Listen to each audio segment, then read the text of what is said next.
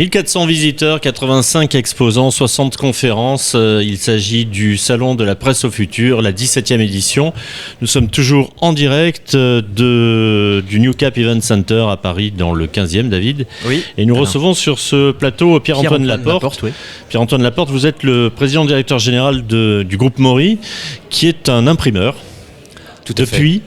Donc 1850 environ. 1850. Oui, à peu près. Une belle entreprise familiale.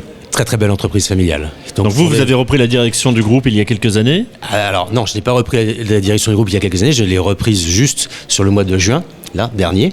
D'accord, c'est tout récent, mais vous êtes dans le groupe depuis... Alors je suis dans le groupe, je suis revenu dans le groupe en fait en novembre 2021. Voilà, et donc la transmission s'est finalisée là, sur juin 2023. L'origine du groupe Maury, c'est un nom aveyronnais, ça ? C'est un nom aveyronnais, absolument. Les origines sont mi-avoises, Millau, et donc mon arrière-grand-père a fondé une entreprise d'imprimerie, a été même propriétaire d'un journal, qui était le journal de Millau, qui a été vendu.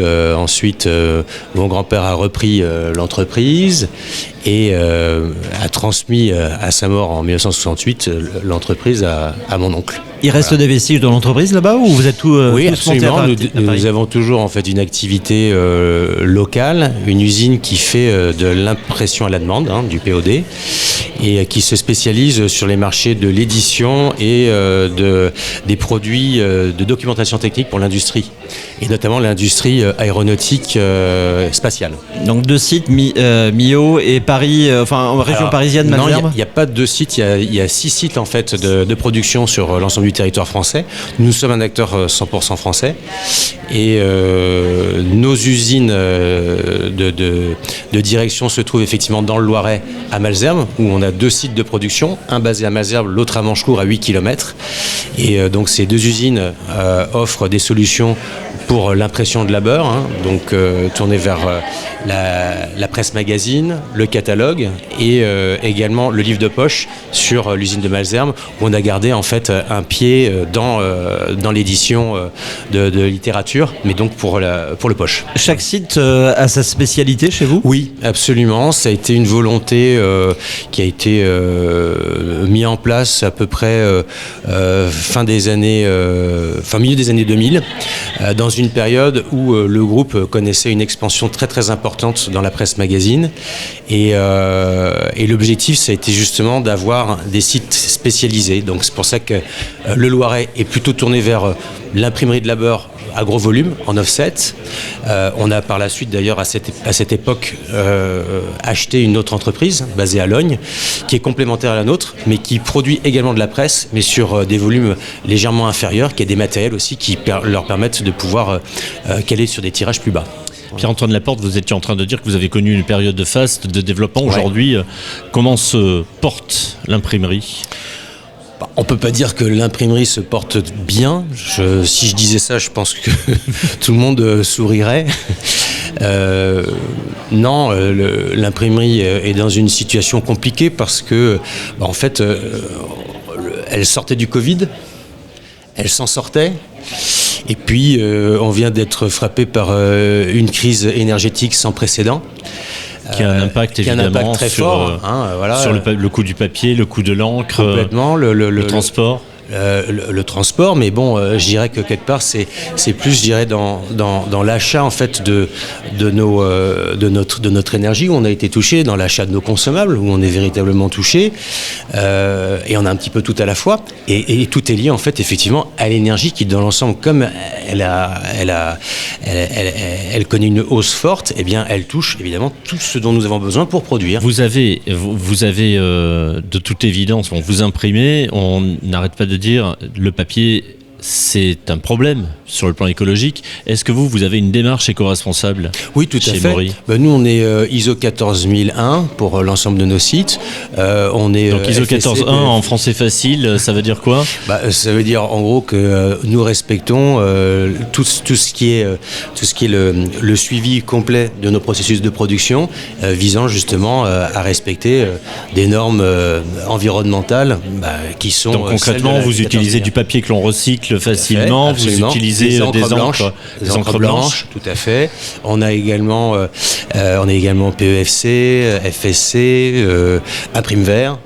Voilà, on a, je dirais, dans l'ensemble, les basiques, définitivement des normes nécessaires pour produire nos métiers. Quels sont vos clients aujourd'hui ? Nos clients aujourd'hui donc sont des clients de la presse hebdomadaire, de la presse mensuelle, du marketing national, toujours bien sûr, absolument. Surtout des acteurs français. On travaille, pour ainsi dire, on a travaillé autrefois à l'étranger, mais on ne travaille plus pour l'étranger. C'est pas vrai. On est vraiment franco-français. Vous nous parliez de l'étranger justement tout à l'heure. C'était très intéressant d'ailleurs.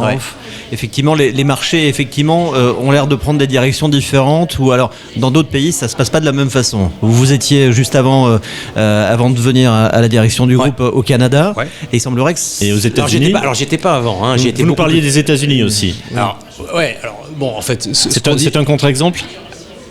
Ah non. Alors, vous voulez dire dans la santé du métier de l'imprimerie ? Absolument. Alors, dans la santé du métier de l'imprimerie, je pense qu'ils ont leur challenge eux aussi. Je pense que c'est aussi compliqué pour eux. Il y a des volumes qui tombent.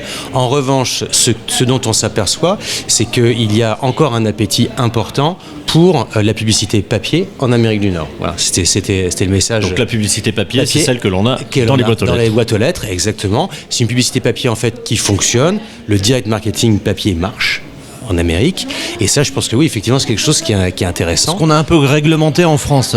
Voilà, on l'a réglementé. Encore réglementé, puisque bientôt il faudra, si je dis pas de bêtises, préciser sur sa boîte aux lettres que l'on accepte la publicité, sinon on n'aura pas de pub. On n'aura pas de pub, exactement. Donc oui, ça c'est effectivement le retour que j'ai, et ça nous fait du bien d'entendre ça, clairement, parce qu'on se dit, je pense que l'Amérique sait faire, je pense que le modèle américain est un modèle dont nous nous sommes inspirés. En tout cas, ma famille s'en inspirait énormément. Mon oncle a voyagé en Amérique longtemps pour pouvoir trouver les solutions technologiques qui iraient bien pour les usines de la famille. Et jusqu'à présent, ça nous a plutôt réussi. Vous êtes en train de dire qu'il y a aussi des idées à prendre encore là-bas pour le marché français aussi ? Bien sûr, mais il y a des idées à prendre partout, vous savez. C'est un peu la discussion qu'on avait ce midi avec quelques-uns de nos clients. C'est que l'avantage du groupe Maurice, c'est que nous ne sommes pas sur un seul métier dans le monde de l'imprimerie. On l'est également, alors pas uniquement sur la presse, du coup on l'est également dans la littérature générale, donc dans l'univers du livre, de l'édition. On l'est également dans l'industrie, et il y a des processus qui évoluent différemment d'une industrie à l'autre. L'objectif, et qui est bien le nôtre, et pour faire renaître ce métier, c'est de croiser les expériences. Croiser les expériences et essayer d'apporter ce qui a été le plus successful pour l'un, pour le communiquer à l'autre, essayer de rebâtir dessus une industrie qui du coup sera porteuse d'avenir. Vous êtes optimiste ? Oui, évidemment que je suis optimiste, parce que si on ne l'est pas, on est mort. Vous savez, les cycles économiques démontrent très bien que voilà, vous avez des périodes fastes et puis vous avez des périodes plus dures.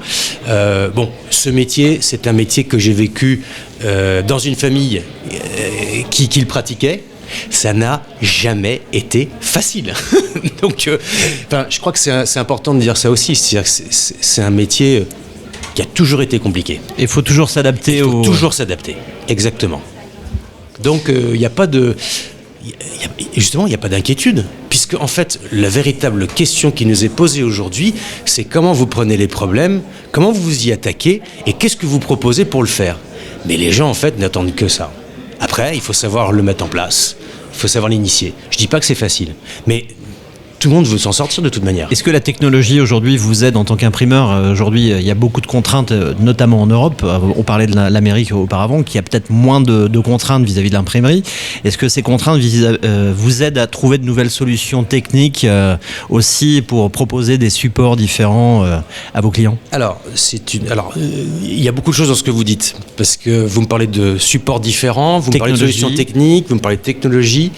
Bon, je pense que déjà, si on regarde sur le métier de l'imprimerie basique, et c'est en cela où on est un peu plus inquiet nous concernant là aujourd'hui, c'est que les baisses tendancielles que l'on voit dans nos métiers ne donnent pas aux constructeurs l'ambition d'investir dans les technos d'aval de la supply chain comme nous en aurions besoin. C'est ça le véritable sujet aujourd'hui. C'est-à-dire que nous travaillons aujourd'hui avec des technologies qui sont celles qui ont été mises en place il y a 20 ans. Et pour le moment, il n'y a pas mieux. Donc le challenge aujourd'hui, c'est de faire tenir ça et de la faire s'adapter à des volumes qui de toute façon baissent. C'est compliqué. Voilà, c'est ça notre challenge numéro 1 dans l'usine. Vous me parlez ensuite d'autres supports. On a pensé évidemment au digital. On a pensé à se dire, voilà, il faut peut-être aller vers ces supports qui se disent être complémentaires et sur lesquels on se rend bien compte que pour la génération de valeur, cette complémentarité ne marche pas tout à fait comme prévu. Bon. En revanche, le digital peut être un outil extrêmement structurant pour améliorer nos performances dans l'utilisation de ces outils qui sont là. D'accord. Comment on travaille ça ? En fait, c'est du travail avec des équipes, c'est redéfinir peut-être des projets de process de fabrication, c'est remettre à plat des modèles, qui ont été établis voici peut-être plusieurs années, qu'il faut revoir dans un quotidien de chacun, que ça aille sur un service de vie, que ça aille sur un service de fabrication, que ça aille sur un service transport. Il y a beaucoup de choses en fait à revoir. Le digital peut permettre des choses comme ça existe. C'est peut-être des choses qu'il faut qu'on regarde. D'ailleurs, quelle est votre ambition pour 2024 ? Il y a des choses qui vont venir dans le groupe Maury ? Nous, notre ambition, c'est évidemment de pouvoir regagner en création de valeur sur nos usines du Labeur, parce qu'en fait, on a une année quand même, l'année dernière, compliquée. On va mieux cette année, mais il va falloir probablement repenser l'utilisation des outils par rapport au volume confié. C'est un challenge, donc il y a des choses qui vont bouger, ça c'est clair. Je peux pas trop en dire pour le moment, mais ouais, c'est